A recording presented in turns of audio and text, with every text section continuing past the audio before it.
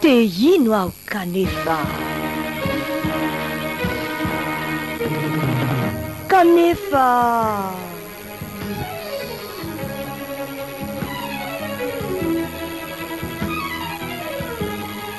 fandaharana iarahanao amin'ny mpanompovavin'Andriamanitra Marthe Hervée.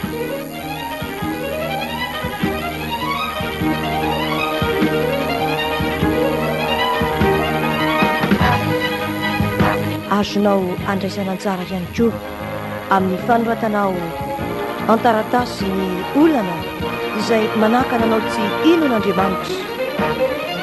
Ny adresy fandaharana te hino aho kanefa, boîte postale 1276, Antananarivo, Raikambizato.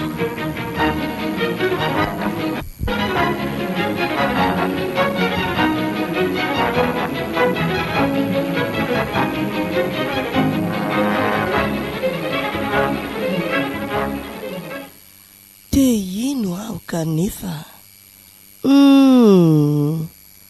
Tsy vitako zany tsy manota zany ka.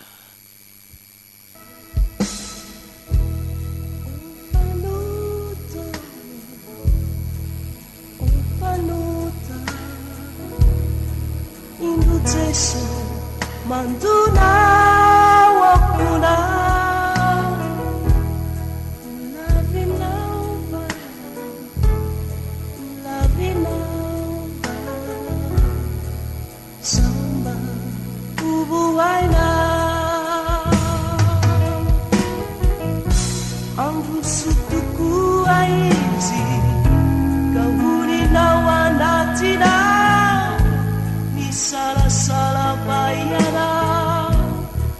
Pandusua sisa tantrimu alisa unenina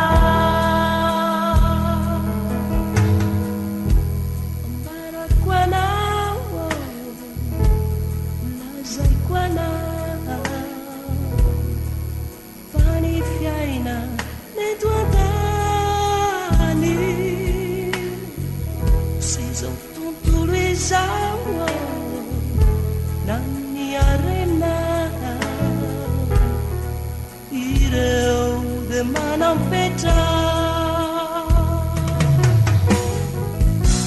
Jesus Cristiani isinuzimi yuba umalisi ani ari umarakiza isi befitiavana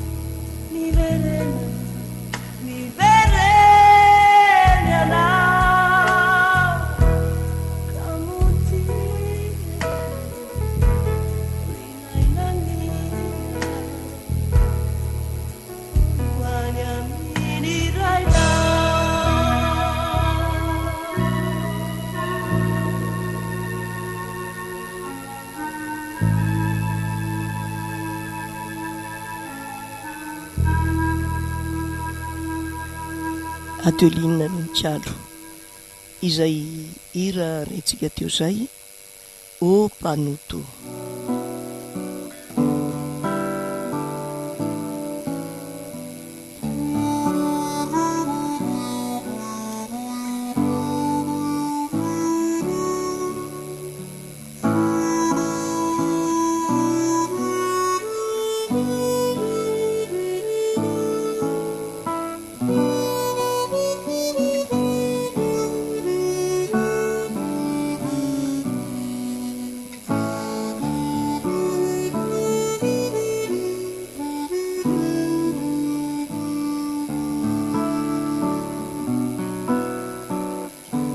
Hoy ny tenin'Andriamanitra izay voasoratra ato amin'ny Romanina toko 7 andininy 7:20 sy 4:20 fa samy efa nanota izy rehetra ka tsy manana ny voninahitra avy amin'Andriamanitra nefa amarinina maimaimpona amin'ny fahasoavany izy noho ny fanavotana izay ao amin'ny Kristy Jesosy.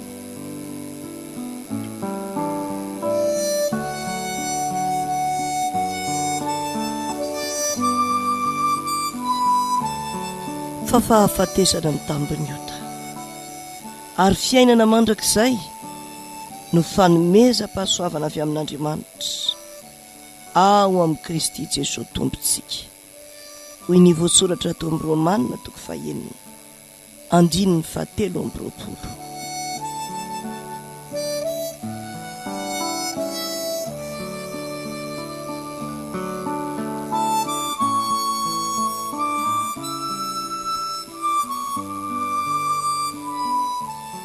Fa toy izao no nitiavan'Andriamanitra izao tontolo izao, nomeny ny zanany lahatokana mba tsy ho very izay rehetra mino azy fa anana fiainana mandrakizay. Janona toko 7 andininy 4:20.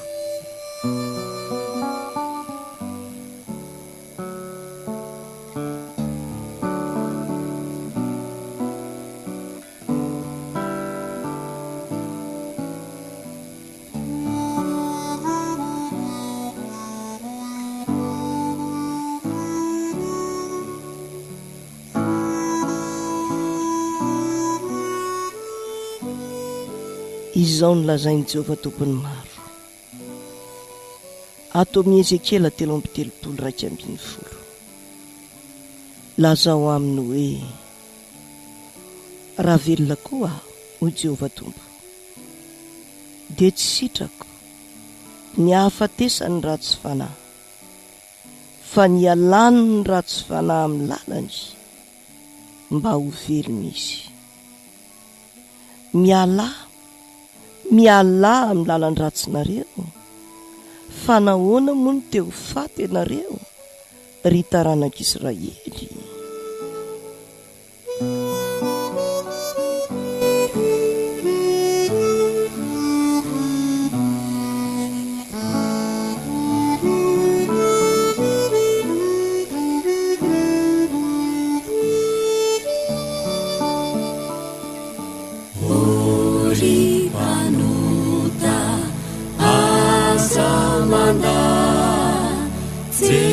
Somianzu kami uva mama tuna aziza isi amunziana emivu izau nilalitra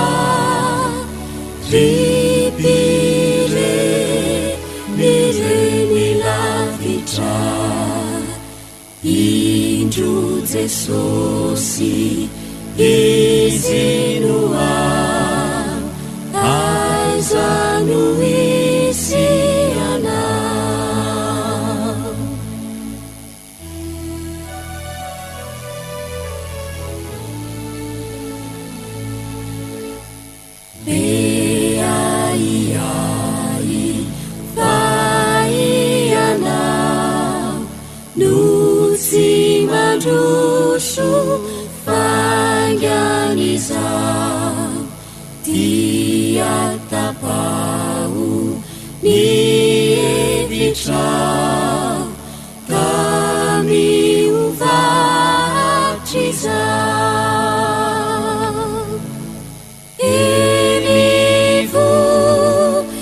izao ny lanitra ripire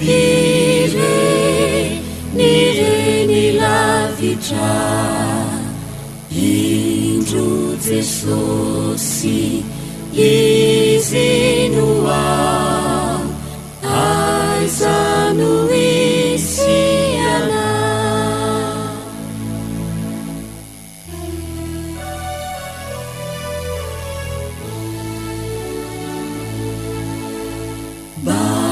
miverena rehatrizao ka araraty ny andronao fa ny atio sy masilao ka mamotia izao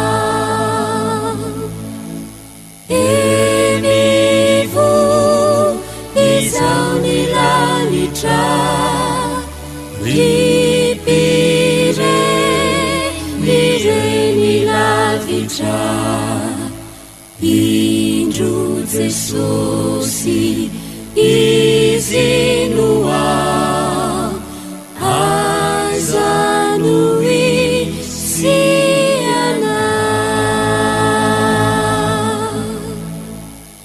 orom-panota zamandaha zay no lohateniny hira ao anatin'ny sirana FFPM iny.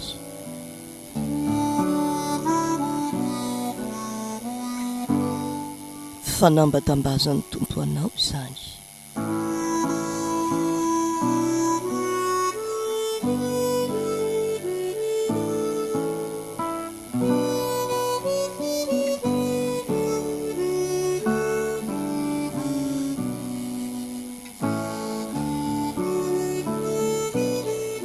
Mba tiako tantarainanao ny tantarany ketaka.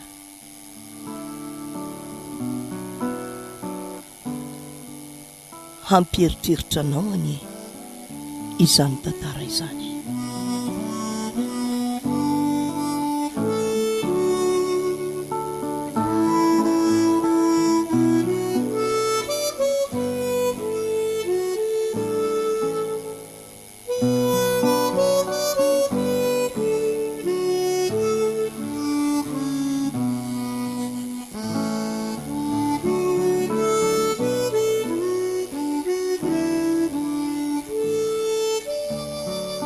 Zazavavy tia saka izy.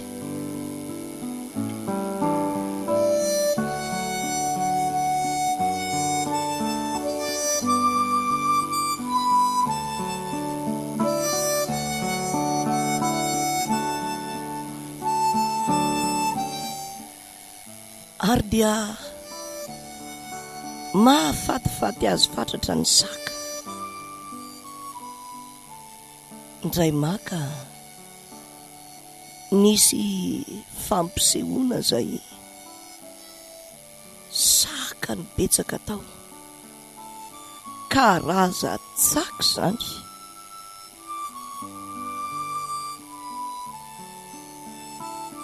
Ary dia nijery n'izany fampisehoana zany iketaka. Rehefa nijery izany izy dia isaka anankiray izay nafinaritra azy fatratra. Saka miavaka izy io. Novidiany izany saka izany. Ary dia nentiny nody.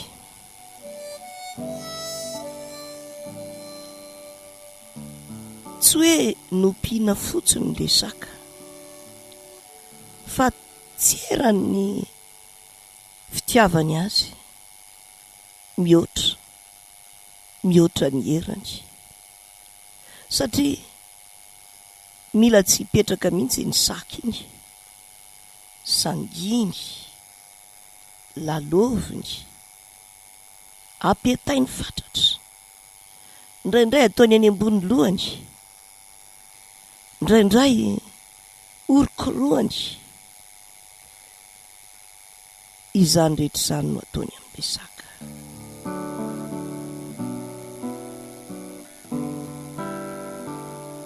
mahafinaritra azy ny tarehany, mahafinaritra azy ny fahalamalama ny volony, mahafinaritra azy daoly ny amin'ilay saka.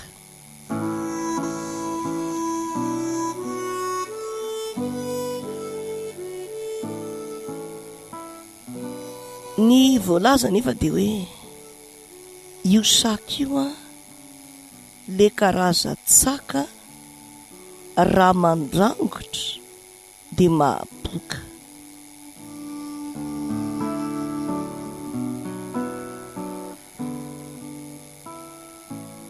Araka ny filazany manam-pahaizana izay sendra namangy azy tao. Nambaran'io manam-pahaizana io aza trotrotrotrona sy sangisangiana ho ahy saka io, fa raha rangotony io ndray maky ianao a, io atsara tarehanao io sy mba tanteraka. Tsy mora anie zany hoe boky enjany zany, simba ny atsara tareha, simba ianao.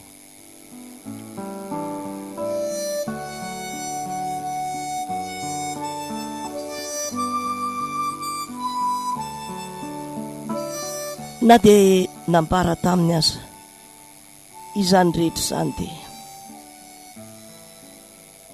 tiako tsinona izy ho iketaka, tsy foiko izy lalao rery, izy mba namako notohizany hatrany ny fifandraisany tamin'ilay saka.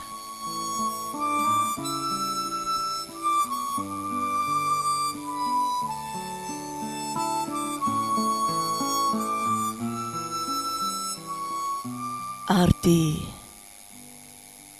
lalina fa tanteraka tokoa izay tsy nampoiziny, voarangotra ilay saka izy.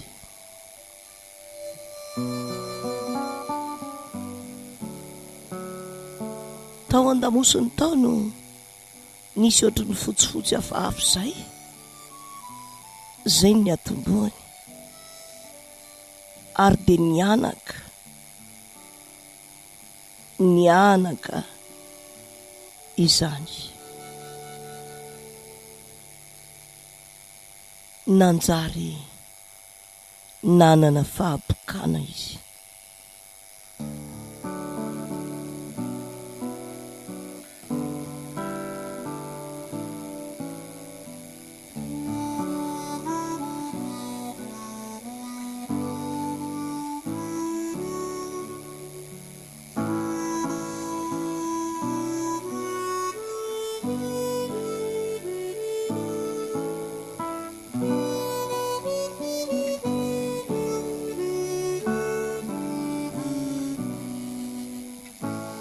Dia boka ity iketaka tsara tarefa ity, nampalahelo nijery azy, tsy te hivoaka ny trano tsony izy. Boka alaivinosarentsainy izany zazavavy tao anatiny atsara tarehany, kanefa boka. Fa ndray maka nambara ny vaovao na tamin'ny gazety, na tamin'ny fahitalavitra, na tamin'ny radio, fa misy manam-pahaizana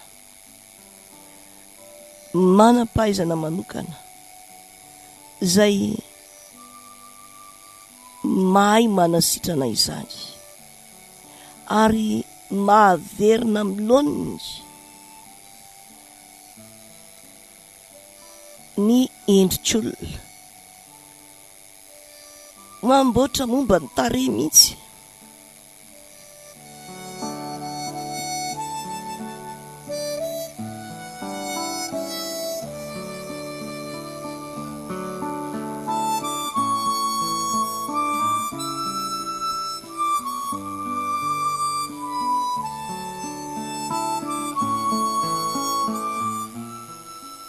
nandre izany avokoa na ny ray aman-dreniny na ny ray tapo aminy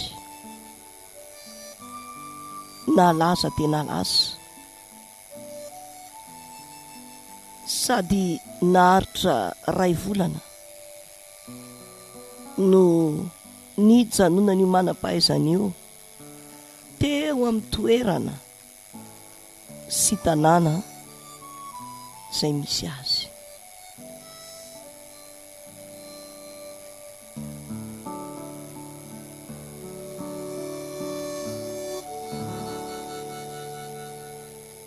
Manoloana an'izany tsy tokony ho fifalim-be ve no hita taminy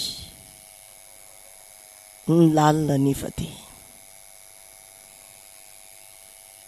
mijery ny tarehany eo fitaratra izy mahatsiravina azy ny abokany nefa dia izao hoy ny navaliny raha nylazana n'izany vaovao mahafaly lehibe izany izy tsy vitako izany hoy izy sao ve ny abokako izy dia aiza indray aha tsy vitako ka tsy ianao anie no anamboatra ny tenanao tsy ho boky fa le spesialista hoy ny olona tsy afaka ny ho toy izany tsy afaka ny ho toy ny talohantsony ahy hoy ny teniny ketaka efa boka tsy afaka ny tsy ho boka tsony avy alao aho hipetraka amin'ny fahabokako avy alao andehany izany olona izany ianao ve dia olona daly andao ianao hoentinany tsy mahatondra any ianareo za tsy ho any fotsiny izao hoy ny navaliny. Manahoana ny fahitanao anio ketakeo aza vela ho mandalo reny teny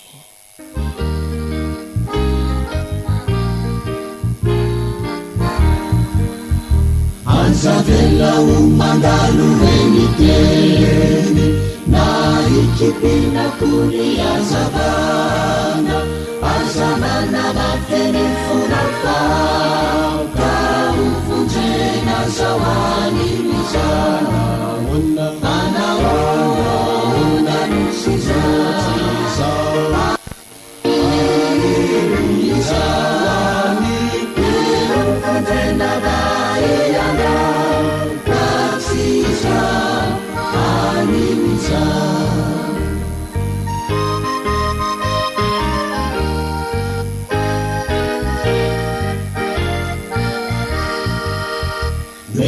Tiarainitsuni ni ampitso uvua fitakani evitra sanura kasetraraka ka uvunjena zawani miza fanaona nusiza ani miza uvunjena vaiana Katsiza animiza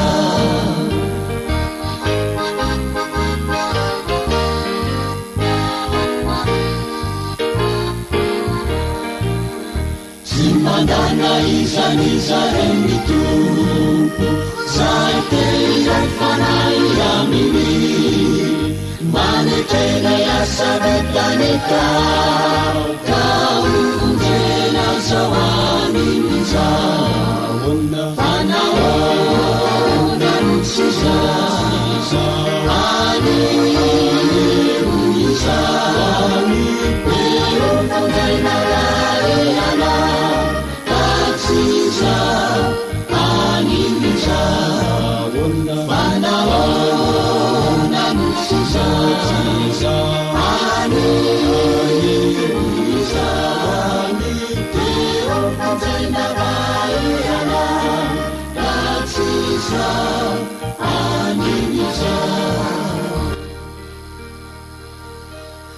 ny mpiandry vavolombelon'i Jesosy Kristy no nikalon'izay ira mitondra lohateny hoe aza vela ho mandalo izay, ary ianao mihitsy no antsoina sy iantefany izany rehetrarehetra izany. Tsy misy hafa miketaka teo ianao izay milaza hoe mpanota ianao ary tsy vitanao ny tsy anota. Nahoana nga ho ianao? Reo saka izay tao amin'ny fampisehoana dia tsy afakory fa mitovy amin'ireo rendrarendra sy fakapanahy samihafa eo amin'izao tontolo izao. Ary hitanao tao anatin'izany dia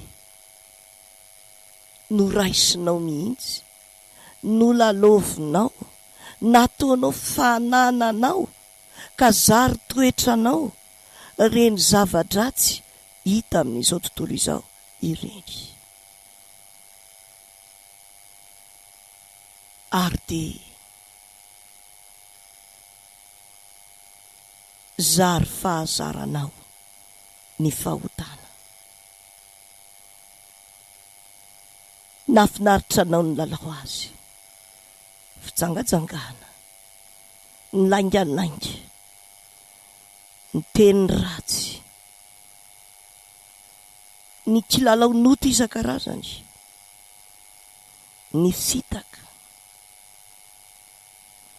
ny halatra, etsetra etsetra, indrindra ny tsy finoana sy tsy firarahiana an' Jesosy Kristy. Zary kilalaonao isan'andro reny, safosafonao, lalovinao, orokoroanao tahaka ny nataony ketaka tamin'ilay saka, ary tsy foinao navela, tena tsy foinao navela, ary mandraka kehitriny dia mbola tsy foinao avela. Izany ny zava-misy.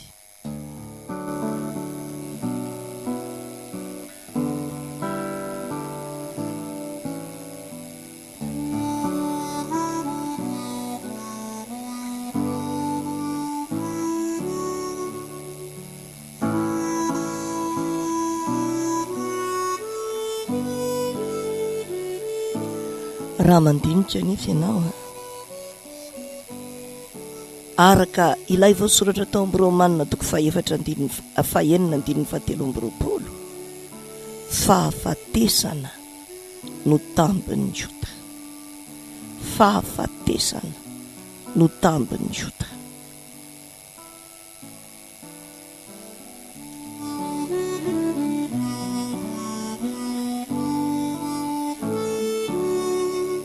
Ary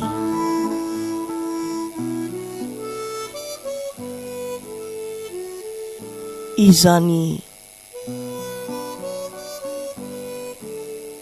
mihitsy no nahatonga an'Andriamanitra nandefa olona, nandefa mpanompony ilaza aminao fa iny karazany iny anie mampidodoza ny fiainanao, dia tahaka ny lazan'ny olona hoe ratsy io karazan-tsaka io miteraka fahabokana io raha mandrangotra.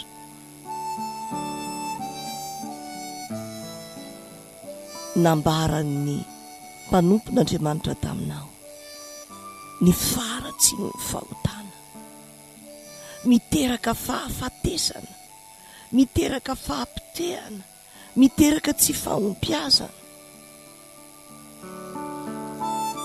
mahaboka ny trosan'olona anao, mahaboka ny fahotananao, mahaboka ny faratsinanao,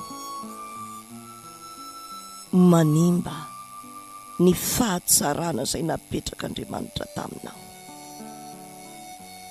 Fa raha nanao anao Andriamanitra, tsara ny nanaovany anao.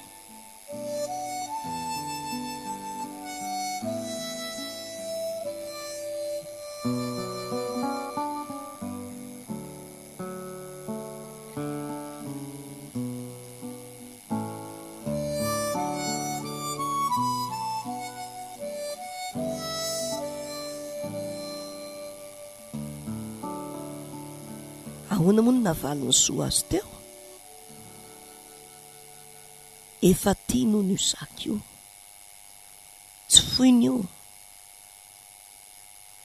Noho izany dia rehefa nandre ireny rehetra ireny izy, dia mbola notohizany kilalaony,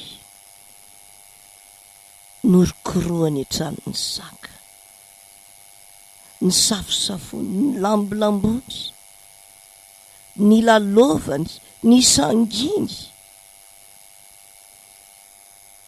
Tsisy hafa amin'izany koa ianao. Efa nampahafantarina anao ratsy io fitsangajangana io, ratsy io kilalaonao io, ratsy io fahotanao io. Nefa dia mbola mihirimbelona ianao ka milaza hoe ka tiako izy tsinona, tiako izy tsinona, dia orokoroanao, safosafonao sy lambolambonao, lalovinao.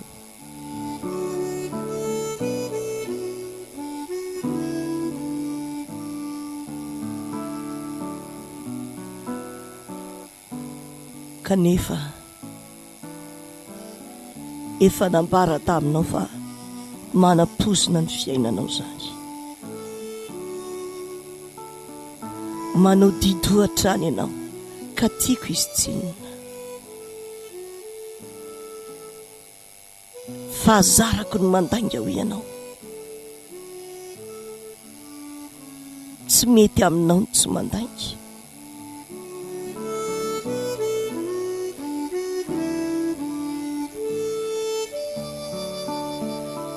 Tarika anao hivarina any amin'ny fahafatesana angezany, any amin'ny fabokana, any amin'ny faratsiana.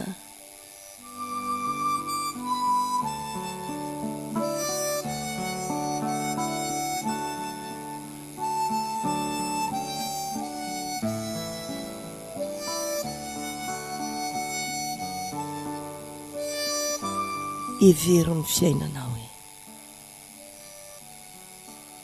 evero ny fiainanao. Angamby ianao hiteny tokoa hoe ka tsy mety afaka amin'izany atsinona. Noho izany dia tsy miala. Renao teo fa nijanona nandritry ny 2 volana tao amin'ny tanàna misy aniketaka, ny spesialista afaka namerina azy tsy ho boka, saingy efa boka ka atao akoro izy.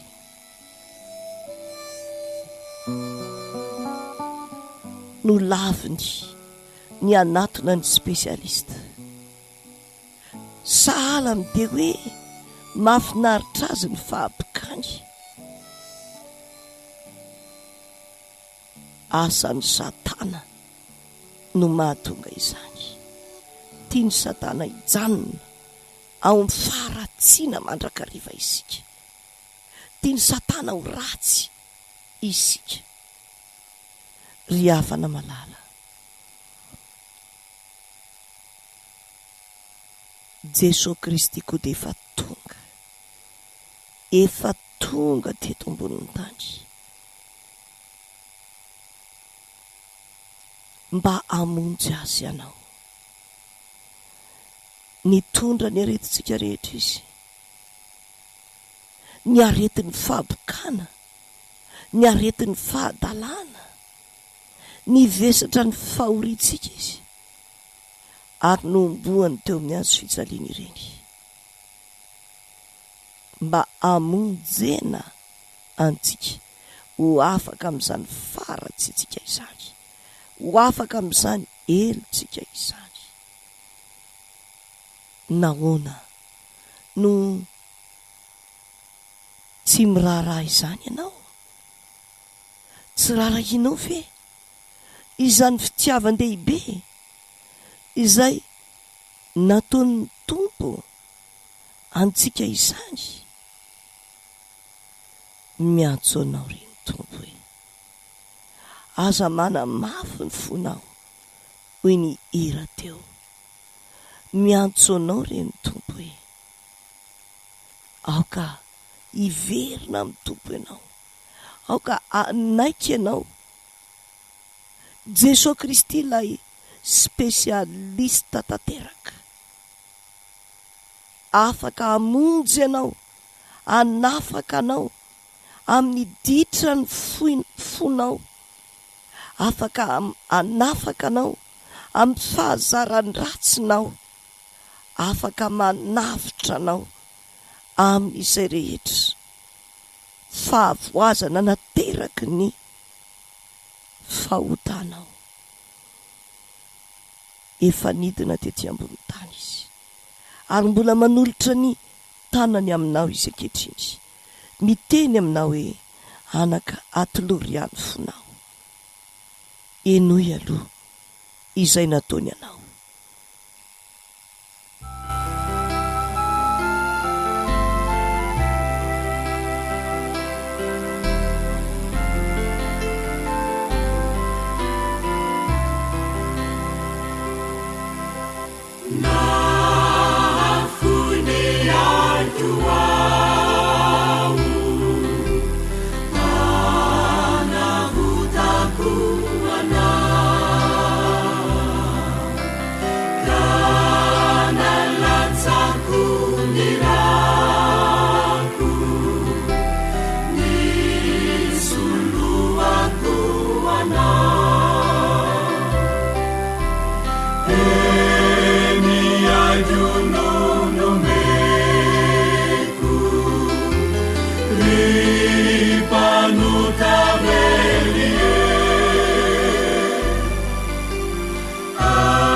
Azizaya funina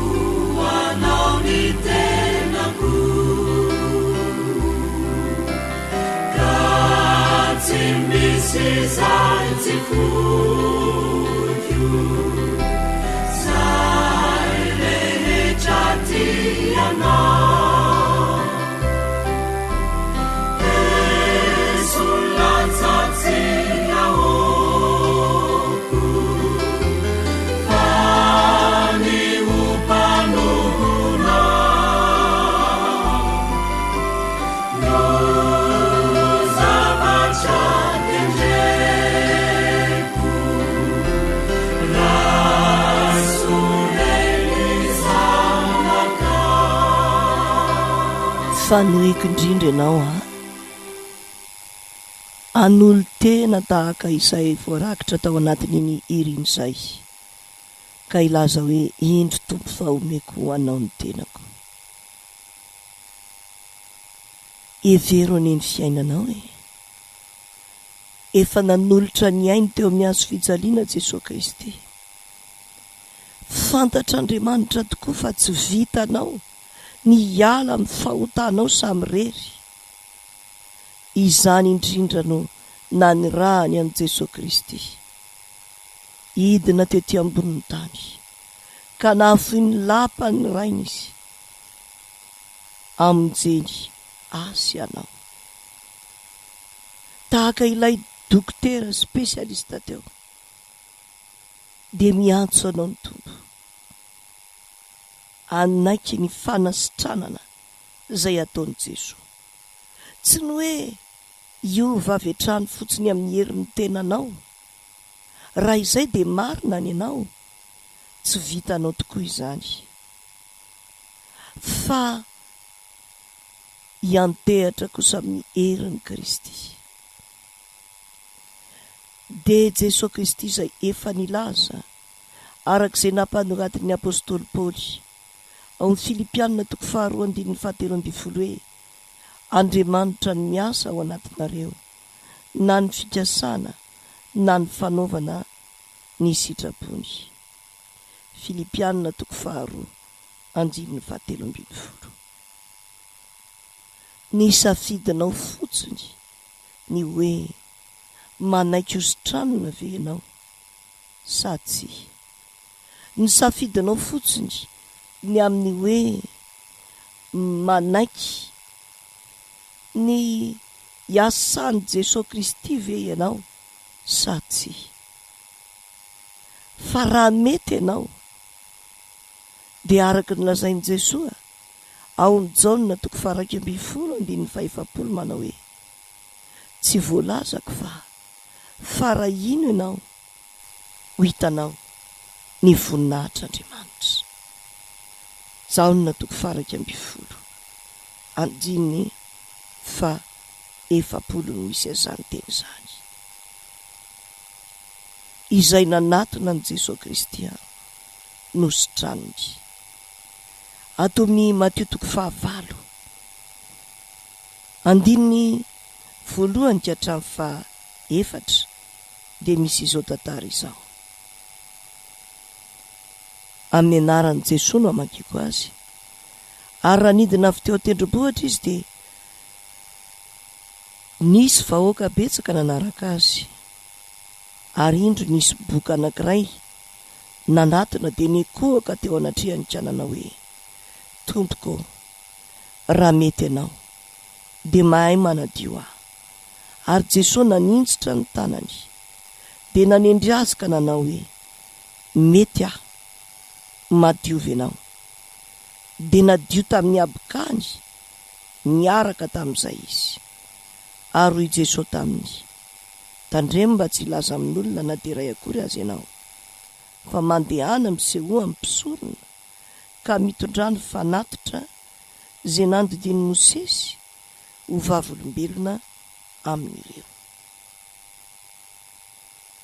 Afaka manadio anao amin'ny fahotanao Jesosy, amin'izay mahaboka anao rehetra, na trosa zany na eloka zany, fahotana, tsy famendrehana, tsy fahombiazana, tsy fahasalamana, etc. Afaka manasitrana anao Jesosy. Oka ianao tsy anaikotazon'ny Satana ka horesen'ny lahatra hoe tsy mety sitrana intsony ianao mipetra amin'izao fa ratsy zao toerana misy ianao izao. Nahoana ianao nitoetra ao amin'ny faharatsiana kanefa Andriamanitra te hanondrotra anao amin'ny fahatsarana rehetra. Anandratra azy amin'ny afo aho izy ao amin'ny Salamy 1:20 andininy 4:20. Ny fanekeko aminy dia fiainana sy fiadanana ho izy ao amin'ny Malaki 2:2. Nahoana ianao no manaiko rebirebeny Satana?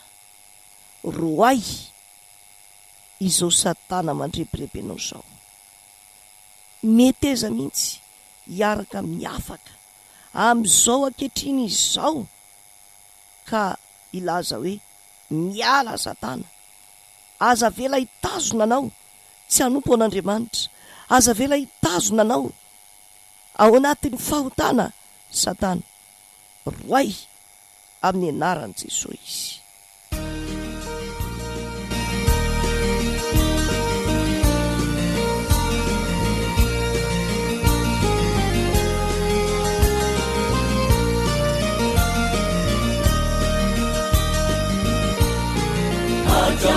Saya sini lo baba sisa ini ke banyak fite tenu ketani sita tikritu diturua anu ikazi dewa Satana Victory yang gaita Angelici la Satana Aminya la ni Jesu Kristi la ternyata Atena le ni paketana wa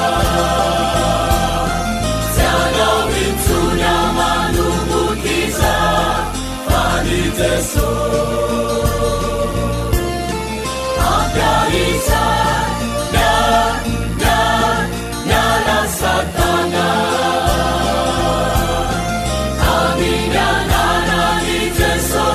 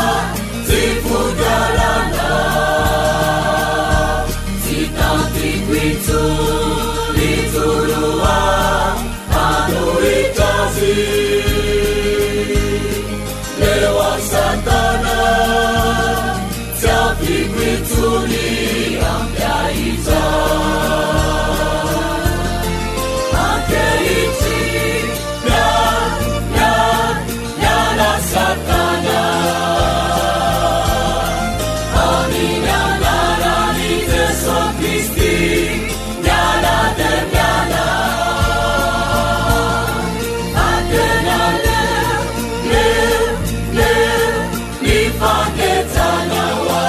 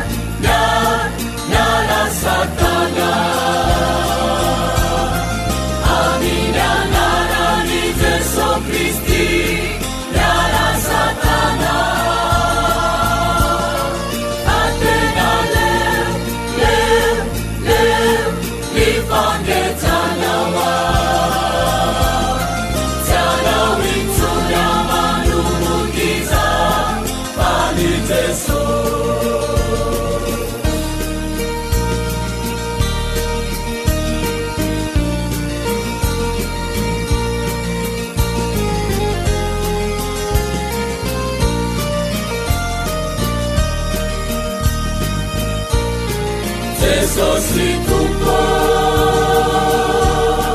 misaotranaoa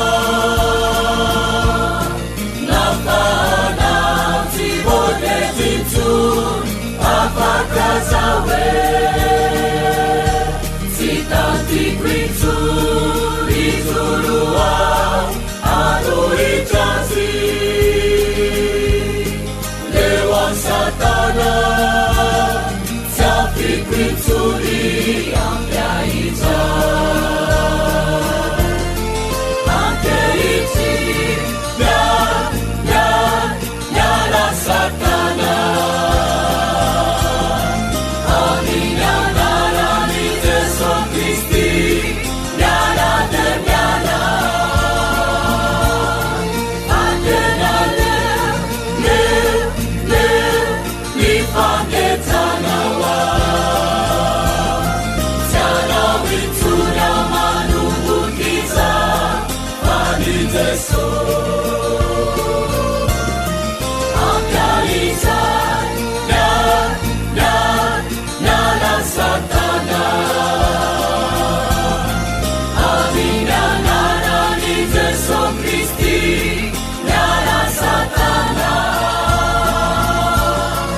antena leo nifangetsana wa sianawitsunya manumbukiza ani Jesu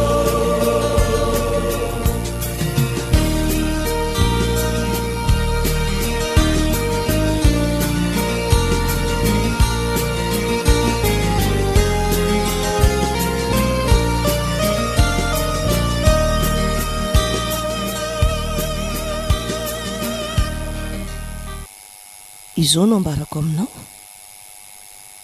rehefa mbola milomano ao anatin'ny fahotany ianao a de saritsary ny fifaliana ary tsy tena izy tsy misy fifaliana tanteraka ao hoy ny teny ato amin'ny Petera 2:2 manomboka amin'ny andininy 7:10 sy 4:10 iarany ratsy ho valiny faharatsiana izy ataony ho zavatra mahafinaritra ny velona vetivety amin'ny fi ka be petipetina sy tsiny izy sady velona amin'ny fi eo amin'ny fanasam-pifankatiavany raha miara-mihinana aminareo manana maso feno fijangajangana zay tsy mety mitsahatra amin'ny fahotana de mamitaka ny tsy miorina tsara izy ary mampahazatra ny fony amin'ny afatatry ny fitiavany arena de zanaky ny fanozonana izy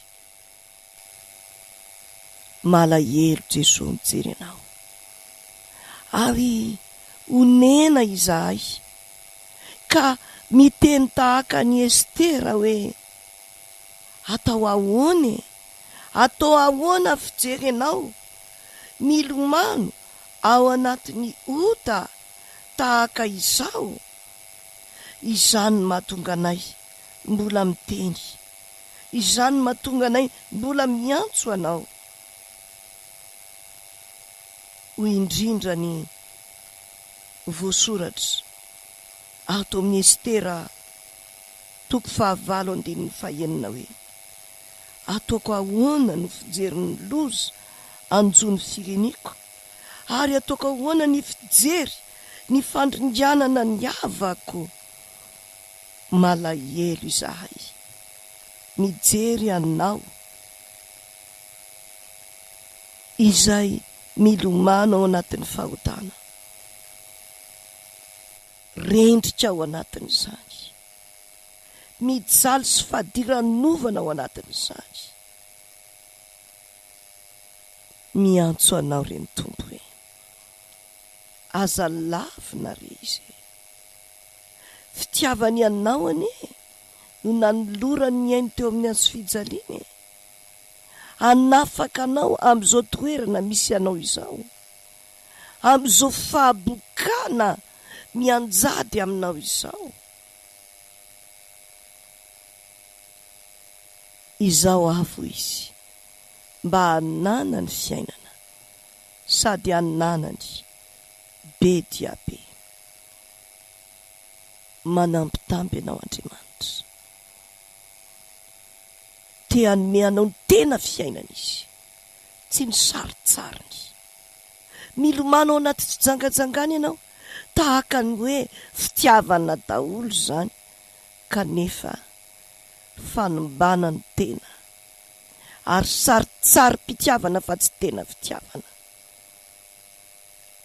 saritsariny. Famitahana anao renydretreny, miantso anao ny tompo, mitodire aminy. Io vavanao bokany fahotana sy ny teniny ratsy io, tian'Andriamanitra ho diovina. Tsy manery ianao ny tompo, fa miantso anao isafidy ny anaiky azy ary andata miteraka any Satana. Meteza anaiky, izy no hiasa hanovanao. Rehefa miasa ao anatinao ny fanahy, mamboatra anao izy araka ilay teny ao amin'ny Jaonina 1:12 manao hoe: izay nandray azy dia omeny hery ho tonga zanak'Andriamanitra, dia izay mino ny anarany. Izy no mahatonga anao ho lasa zanak'Andriamanitra, manova ny fisainanao amin'ny fanavaozana ny saina araka ny Romanina 12:2, mahatonga anao anjary rikoriko-pahotana, mahatonga anao anjary maefa izay tsara, hampandrosoy Jesosy ilay fahatsarana ao anatin'ny fonao, dia ho hitanao ny famira-piratany voninahitr'Andriamanitra eo amin'ny fiainanao.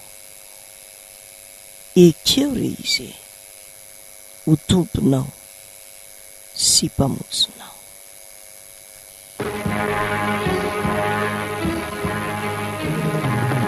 Te hino aho kanefa, kanefa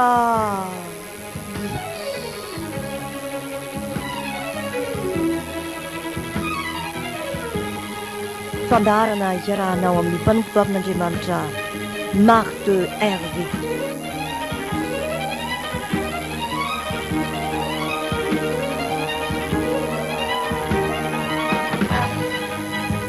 Azonao andraisana tsara ihany koa amin'ny fanoratanao antaratasy ny olana izay manakana anao tsy inon'Andriamanitra. Ny adresy: fandaharana te hino aho kanefa, boîte postale 1276, Antananarivo 1 Ambizato.